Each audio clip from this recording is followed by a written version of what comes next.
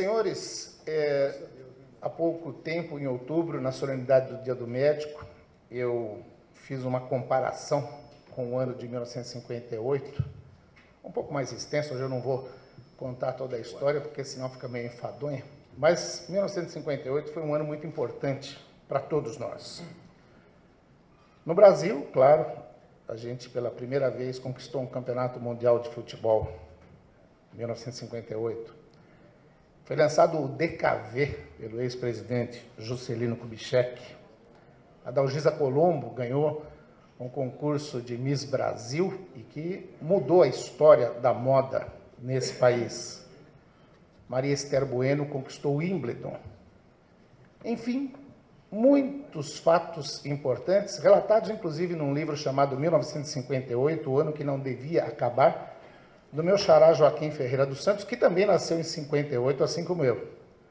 Mas o dado mais importante de 58 para a gente aqui é a criação, pelo Dr. Enzo e vários amigos, da Sociedade Médica de São Bernardo do Campo, que mais tarde viria a ser a Associação Paulista de Medicina, que hoje comemora esses 57 anos de existência com o lançamento desse maravilhoso livro, que depois vocês vão ter acesso, chamado A Casa do Médico, porque aqui é, de fato, a Casa do Médico. Para falar sobre o lançamento desse livro, para falar sobre a importância dessa reunião de hoje, eu convido o presidente da APM de São Bernardo do Campo e Diadema, Dr. Marcelo Ferraz.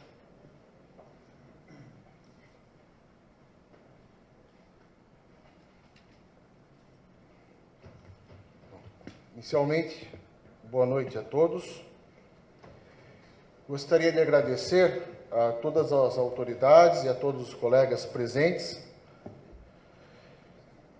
neste evento, que é muito importante para nós, pois é o lançamento do livro da nossa regional. É uma história que começa em novembro de 1958, ou seja, são 57 anos de muito trabalho, muitas lutas e muitas conquistas.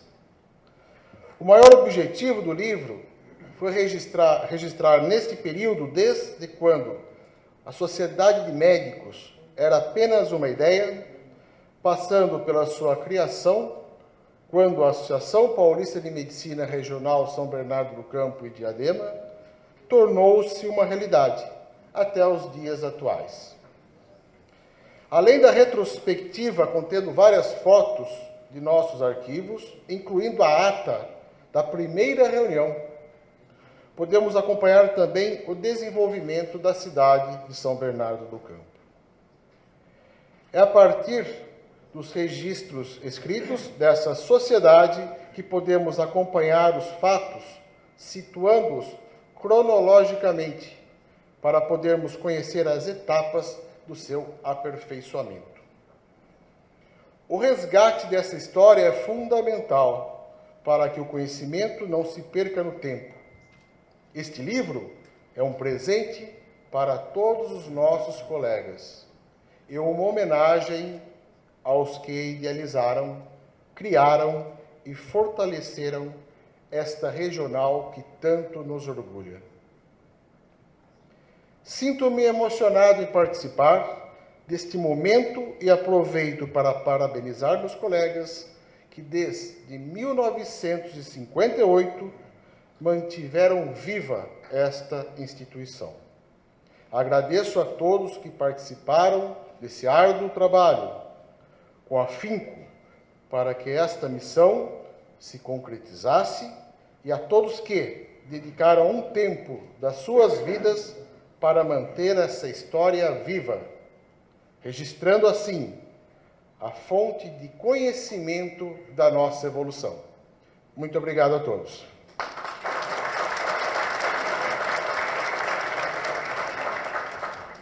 O Dr. Marcelo Ferraz fará a entrega de uma placa ao Dr. Eleusis de Paiva, ex-deputado federal, pelo seu trabalho em defesa da categoria médica. Dr. Marcelo, por favor. Dr. Eleusis, por favor.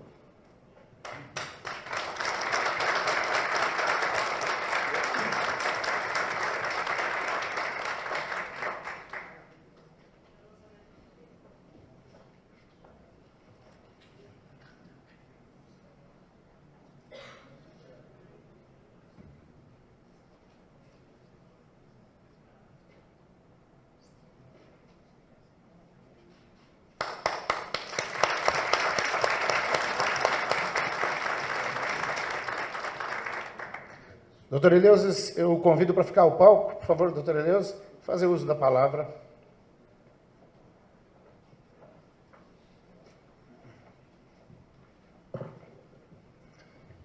Boa noite a todos. Prometo ser extremamente breve. Viu, Porto? É um perigo. Médico adora falar. Médico e político aí é temerário dar a palavra. Mas queria agradecer muito ao nosso presidente, Marcelo, e sinto emocionado com essa homenagem. E mais bonito aí ver a sua presença, Marcelo, junto com o doutor Enzo, né? Primeiro presidente, o último presidente, mostrando a história muito bonita dessa regional. Eu passei a ter muito contato a partir de 95, né, na época que nós assumimos a APM estadual, eu, meu amigo Floresval, cadê o Charles? Charles estava junto também, nosso diretor de comunicação, né, era o primeiro grupo, e nós tivemos a grata satisfação de ser um parceiro grande do Luiz Carlos João, que era o presidente. Depois, se a memória não me falha, peguei o João Parigi, que eu não vi, está ali, 2 mandatos de João Parigi, também um guerreiro. Aí depois do João Parigi veio o Romildo, né, que psiquiatra, entre Araçatuba e São Bernardo do Campo. Não sei porque psiquiatra todo mundo ri, né? Eu tenho medo porque se ele me vê é capaz de me internar, ele vai falar que o tratamento não é ambulatorial. E aí pegamos o Arthur depois, foi um grande parceiro nosso, e depois do Arthur, o Porto, que está aí. Então, eu só tenho que agradecer a vocês esse simbolismo, essa homenagem. Espero continuar tendo a oportunidade de conviver com vocês. Meu amigo Thomas, um grande abraço a você, presidente, prefeito de São Bernardo do Campo, cidade maravilhosa. Vossa Excelência é um homem, um político de muita sorte, né? Governar São Bernardo do Campo, essa cidade muito acolhedora, uma das cidades mais fortes aqui do nosso ABC.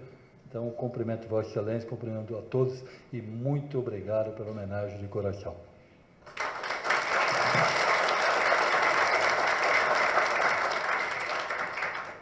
E agora, com a palavra, Nilton Molina. Eu queria, em primeiro lugar, agradecer ao doutor Marcelo o convite,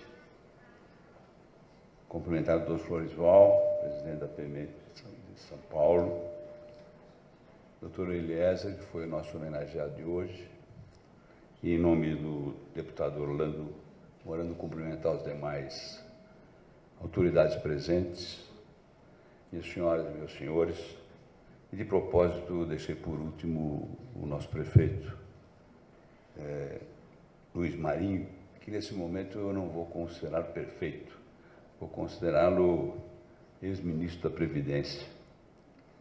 E entendo que será um atrevimento da minha parte falar sobre a reforma da Previdência na presença de quem certamente viveu com uma intensidade que eu não vivi os problemas da Previdência. Que eu fizer uma pergunta sobre o que vocês acham do nosso INSS. Eu teria uma resposta só. Pago muito e recebo pouco. É verdade? Eu vou tentar demonstrar que não é bem isso. Pagamos pouco para receber muito. Não é fácil demonstrar isso. Eu dizia, ministro, que uma das coisas que eu vou falar é sobre o financiamento do regime geral e tentar demonstrar, porque uma outra coisa é muito comum isso, e nós que trabalhamos em seguro de vida e previdência, é comum encontrarmos um indivíduo e nós, se fosse permitido, eu não pagaria o INSS. Eu ia fazer um plano privado, que seria muito melhor. E vou dizer ao senhor o seguinte, eu participei da criação de 3 companhias, Bradesco, Icatu e Mongeral. E os departamentos técnicos dessas companhias, de uma certa forma, foi criado comigo mesmo, etc. Eu vou demonstrar contas aqui que diferenciam o INSS dessas companhias, da minha companhia, por exemplo. Provar que o INSS é muito melhor do que o seguro privado. Ministro, eu acho que o INSS precisaria de um bom marqueteiro para tentar contar a verdade do seguro social. Mas a imprensa normalmente fala da expectativa de vida sem explicar que expectativa de vida ao nascer é uma coisa e na idade atingida é outra. Ao nascer, foi muito agressivo, aqui em 1960 até 2012, o azul mistura homens com mulheres, Brasil era 55 anos e hoje já estamos praticamente com 75, numa curva ascendente. Onde vai dar? Tem de tudo aí a nível de especulação. Já tem estudiosos que dizem que o nenê que vai viver 150 anos já nasceu. Como diria o italiano, se é vero, é bene trovato. Não sei se é verdade, mas pode ser que seja possível. A expectativa de vida ao nascer é isto. Mas o que importa para a Previdência não é a expectativa de vida ao nascer. É a esperança de vida na idade atingida. O que significa isso? Eu tenho 80 anos. Você tem quantos anos? 45, um menino. A minha probabilidade de atingir 81 anos é infinitamente maior que a sua. Isso é esperança de vida na idade atingida, e isso tem a ver com a Previdência. Eu nasci em 1936. Quando eu nasci, a esperança de vida ao nascer de homem brasileiro era 44 anos. Se a minha geração fosse estatisticamente comportada e não tivesse usufruído dos benefícios da longevidade, teria morrido essa geração, na média, em 1980. 36 mais 44. Estamos em 2015. E se agora eu consultar uma tábua de esperança de vida na idade atingida, eu vou verificar que uma seleção de pessoas na minha idade, de 80 anos, terão mais 7 anos de vida, na média. Isso significa que alguém morre hoje e alguém daqui a 14 anos. Eu sou esse cara do 14, já combinei com o cara lá em cima, já até fiz assim um dízimo adiantado, alguma coisa. O que significa isso? Eu disse que se a minha geração fosse comportada, ela teria morrido na média em 1980. Então, em 15 mais 7 na média, já não estou me contando, hein? Só na média, 7. A minha geração vai morrer em 2022. 42 anos depois da escalação. Esse é o impacto da longevidade no custeio da Previdência Social. O Brasil era um país jovem, hoje é remediado, e no curto prazo será um país velho, e temos problemas de sustentação dessa população mais velha. Vamos falar um pouco agora sobre os velhos e as consequências sociais e econômicas dessa tal velhice, terceira idade, quarta idade, melhor idade, tudo mentira. Não é melhor idade coisa nenhuma. Quem são e onde estão os brasileiros com mais de 60? Esse gráfico é muito interessante e demonstra a velhice do país. Hoje, os idosos representam 11% da população brasileira, mas não é isso que eu quero falar isso aqui, ó. Pegando todos os brasileiros, jovens, velhos e meninos, mistura tudo, e 51% da população no Brasil tem, na média, 30 anos. 2014. Andamos apenas 15 anos. Mesma coisa, mistura todos os brasileiros, 50% terão, na média, 39 anos. O Brasil vai envelhecer 9 anos em 15. O INSS tem uma série enorme de benefícios e nesse momento eu vou excluir os auxílios-doença, os acidentes, salário-família, acidentário, assistenciais, etc. E vou me fixar numa conta só de 4 benefícios, que são os benefícios clássicos de um sistema de previdência. Aposentadoria por tempo de contribuição, aposentadoria por idade, por invalidez e pensão por morte.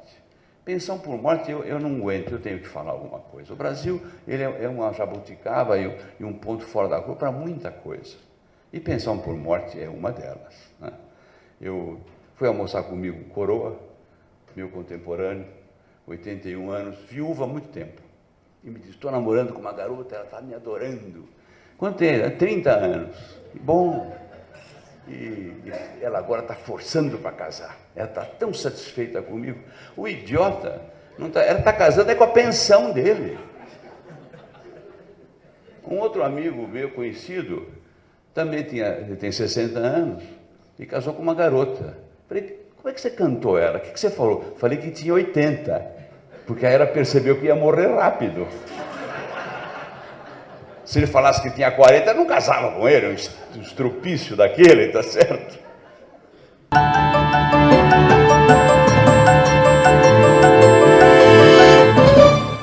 Revista começa com R, regionalidade também. Não R, leia ABCD Real, a realidade da região.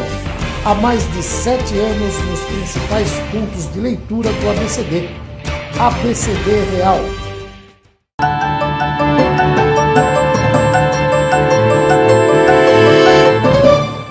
Um pouquinho mais demonstrar, porque é importante a gente entender como é que estamos no mundo, não é isso? E vou tentar demonstrar que o Sistema Brasileiro de Seguridade Social é um ponto fora da curva na análise internacional. Antes, despesa do Estado brasileiro com Seguridade Social. 88, na nova Constituição. INSS custava 2,5% do PIB, regimes próprios de funcionários públicos 1,5% do PIB, auxílios 1% do PIB, saúde 4%, total 9% do PIB. Isso era o Brasil de 98. Brasil 2014, INSS. Não é déficit, é custo, tá? Custo sobre PIB. 8% sobre INSS, 5% regimes próprios, 4% auxílios, saúde, mesma coisa. Total 22%. Sobre PIB.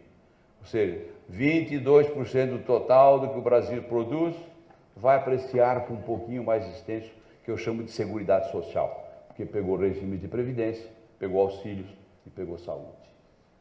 Esse número aqui está errado, aqui é 23,4%, carga tributária total em relação ao gasto com seguridade. 98, 23,4% era carga tributária no Brasil, seguridade gastava 9%, era 44% da carga tributária. Já era alto. Se você comparar com outros países do mundo, o Brasil em 88, na Constituinte, já gastava 44% do que arrecadava de impostos em Seguridade Social. 2014, 36% da carga tributária, 22% a Seguridade, 61% da carga tributária para benefício. Qualquer evento de formadores de opinião, empresários, todos nós reclamamos por baixar os impostos. Faz parte do nosso discurso. Quero lembrar que 61% dos impostos já estão comprometidos em Seguridade Social.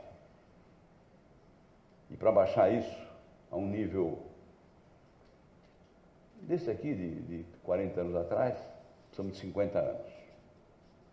50 anos. E não faz, ninguém vai fazer mais barato do que isso, a não ser agredindo direitos adquiridos. E esse gráfico é meio chatinho, mas dá para entender. Nesse eixo, gastos sobre PIB em seguro social, tá? Só em previdência, ok? Esquece saúde. Nesse eixo, gastos sobre o PIB, de 0 a 20, não é isso? Nesse eixo, população, percentagem da população com mais de 65 anos. E pego de pronto um país velho e rico, Japão. Japão tem mais ou menos, tinha aqui em 2007, ok? Tinha 19% de pessoas com mais de 65 anos e gastava 10% do PIB. O país mais velho do mundo gastava 10% do PIB. Brasil, nesse momento, tinha alguma coisa como 6% de pessoas com mais de 65 anos e é o único que já gastava nessa época 11% ou 12% do PIB. E nessa divisão aqui, o Brasil é o único país que está nesse ponto. Vamos pegar um país muito rico e mais velho que nós, Estados Unidos. Tinha, nesse momento, mais ou menos 8% de pessoas com mais de 65 anos e gastava 13%. Tinha 13%, desculpa, da população com mais de 65 anos e gastava 8% do PIB. Um jovem brasileiro e um jovem americano. O jovem americano, 22, 23 anos, primeiro emprego. Sobe no departamento pessoal e recebe as instruções do chefe do departamento pessoal. Você vai ganhar tanto por mês, 3, 4 mil dólares, etc. O horário é esse, etc. E você vai pagar 5% de Seguridade Social. E você, aos 67 anos, que é agora isso, né? Aos 67 e não antes, você vai se aposentar pelo Social Security, e que hoje é alguma coisa, um pouquinho mais, 20% a mais do que um salário mínimo. Não que um seja o mínimo, um é o máximo. Alguém pode dizer, olha, são 1.500 dólares. Mas com um salário mínimo americano, você vai morar debaixo de uma ponte, como um brasileiro também mora debaixo de uma ponte. A única vantagem é que a ponte aqui chama João e lá chama John, mas é uma ponte. Esse cidadão americano vai receber uma outra informação. Querido, aqui é o seguinte, aqui não tem SUS. Não tem SUS. Nos Estados Unidos não tem SUS. Nem sei se todo mundo sabe disso. Os Estados Unidos tem 2 programas de seguro social, de seguro-saúde social. O Medicaid e o Medicare. O Medicaid, você tem, para usar o Medicaid, que é estatal, obrigatoriamente você tem que provar regime de pobreza. Não pode ter renda, qualquer renda. Aí você pode usar o Medicaid. E o Medicare é para os aposentados pelo Social Security. Porque a sociedade americana entende que se você foi contribuinte 40 anos do seguro social, você contribuiu para a sociedade. Então, você está aposentado, você merece um prêmio. Você vai ter um bom sistema. É mantido pelo Estado, ele é promovido pelo Estado, né, e de execução primária, privada. Mas é um bom sistema, é um SUS com boa qualidade. Aqui no meio ficou quem? Toda a PEA, não é isso? Toda a população economicamente ativa americana não tem nenhum serviço de seguro-saúde. Ou compra um produto pessoalmente, não é isso? Ou a sua empresa tem um programa. Então, esse jovem americano desce a escadinha do departamento pessoal com uma convicção. Eu não posso gastar tudo, eu não posso consumir.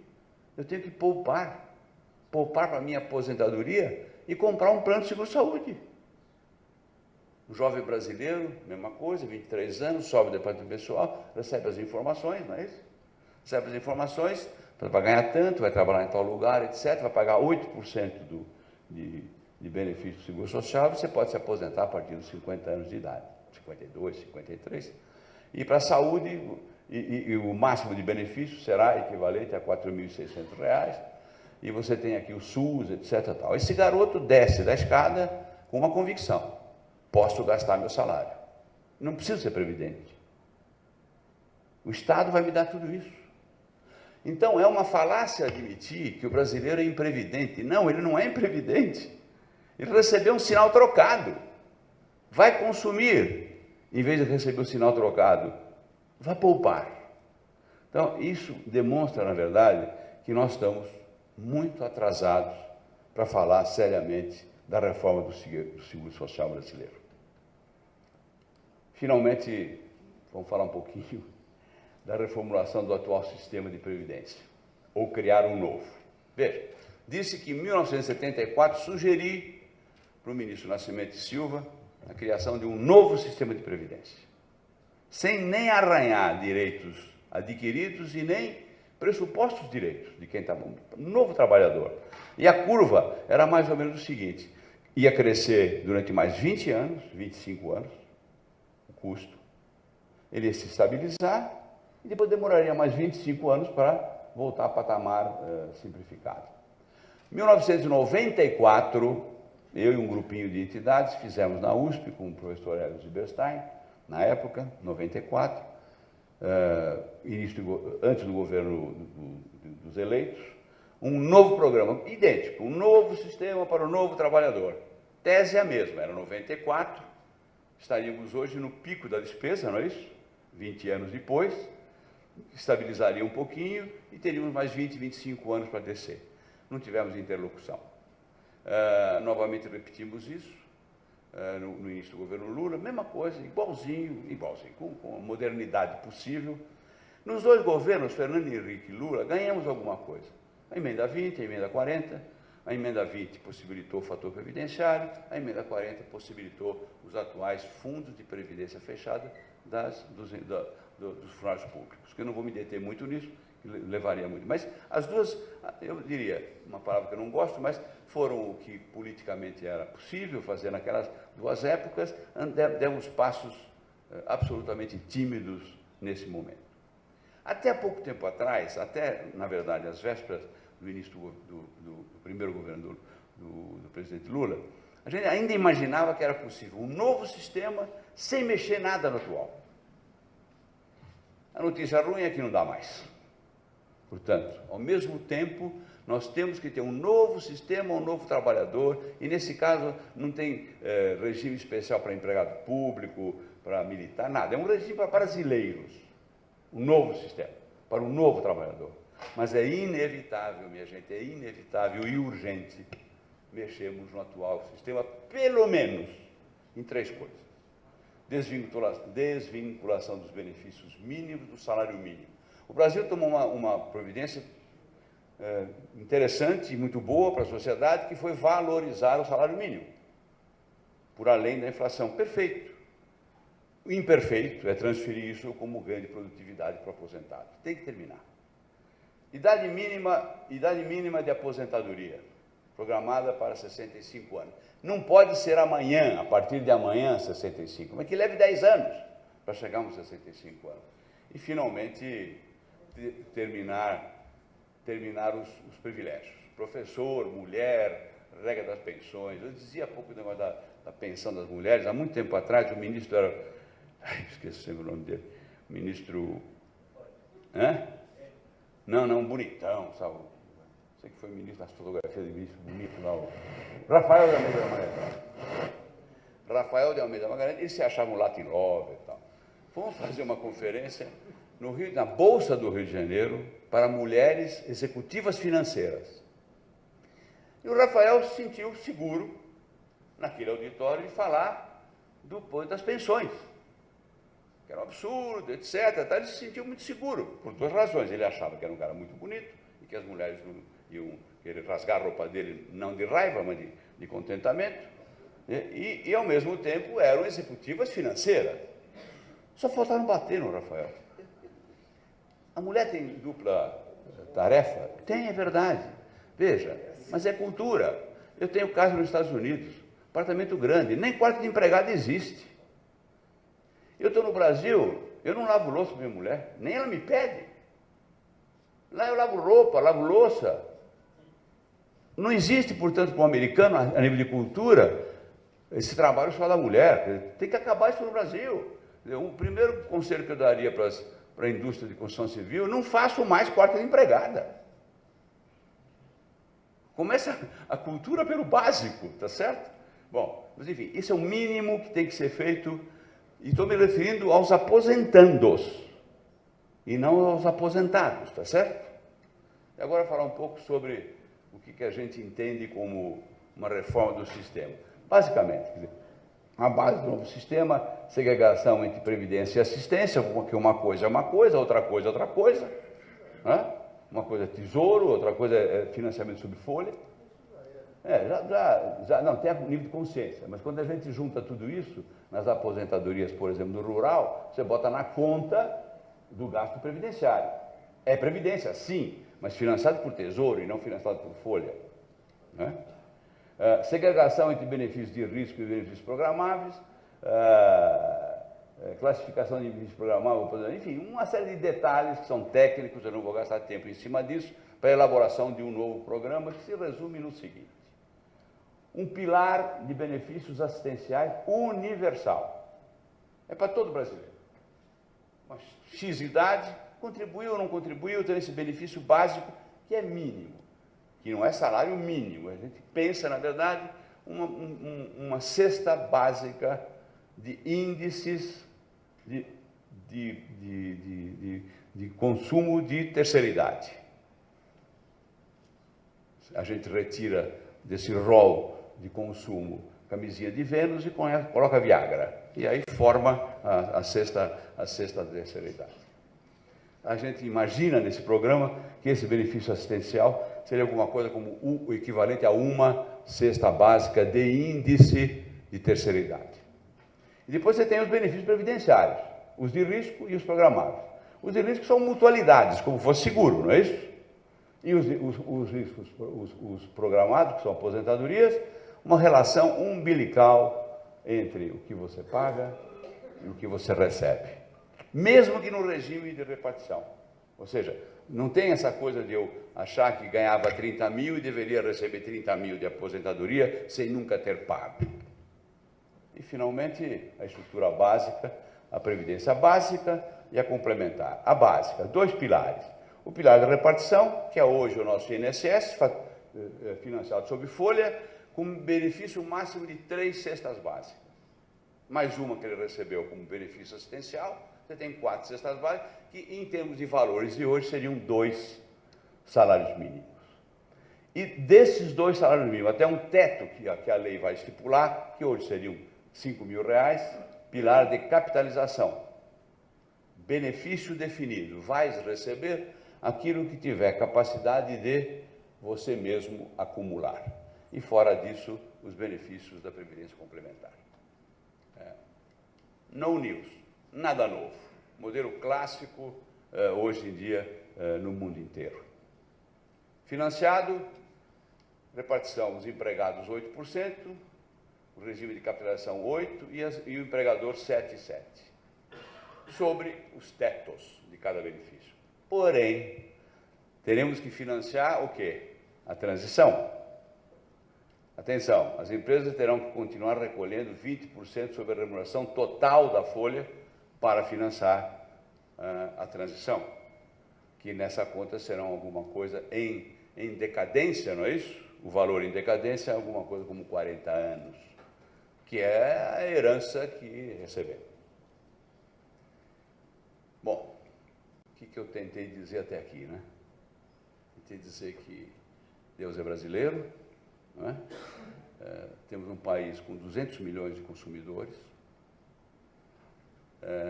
não temos terremotos, não temos tsunamis, não temos nada disso. Falamos a mesma língua, temos um país estável, o país está demonstrando a sua estabilidade frente a crises, etc. Portanto, temos um país maravilhoso. Repito, temos um país maravilhoso. E ainda temos tempo de torná-lo mais maravilhoso ainda. Muito obrigado.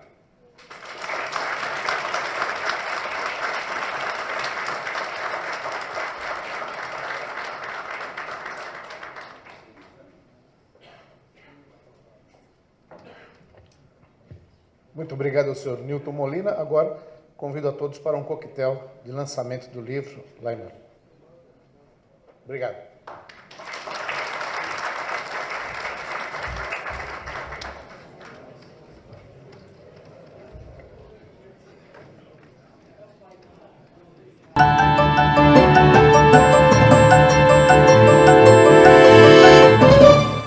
Revista começa com R. Regionalidade também. Não erre. Leia ABCD Real, a realidade da região. Há mais de 7 anos nos principais pontos de leitura do ABCD. ABCD Real.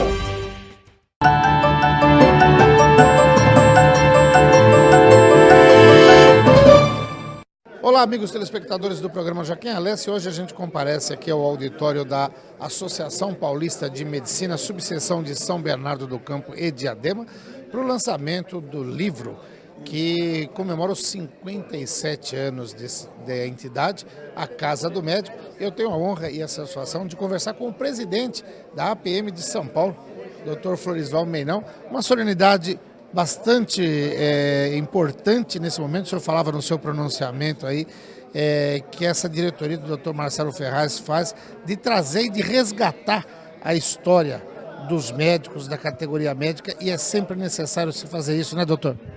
Sim, é um evento muito significativo, porque resgata a luta que os nossos colegas, os nossos antecessores tiveram ao longo dos anos para, de um lado, garantir a defesa do médico na sua relação com a sociedade, no mercado de trabalho, etc., para garantir que ele possa aplicar todos os seus conhecimentos técnicos e científicos em prol da população, mas também lutar por um sistema de saúde que seja justo, que leve efetivamente a saúde a todos os brasileiros, como preconiza a nossa Constituição. Então eu acho que esse é um evento marcante, porque ele resgata a história de uma associação tão importante como a Associação Paulista de Medicina de São Bernardo, de Diadema, assim como a PM estadual e as regionais, que tem essa história de luta em prol de benefício da população. E é importante esse relacionamento com todas as regionais, né? Porque isso engrandece o trabalho da associação. Essa é a grande força da Associação Paulista de Medicina como representante dos médicos no estado de São Paulo. Ela tem uma capilaridade que a leva a todas as regiões do interior do estado com este pensamento uniforme. E por ser uma associação a qual os médicos se associam livremente, sem, portanto, aquele caráter oficial de obrigatoriedade, nos dá também a liberdade de ditar os rumos que os médicos entendem ser o melhor caminho para a assistência à saúde à população. Dr. Floresval Menon, obrigado pela entrevista, parabéns pelo trabalho, até uma próxima oportunidade. Muito obrigado, muito obrigado. Dr. Floresval Menon, presidente da Associação Paulista de Medicina de São Paulo, conversou com você.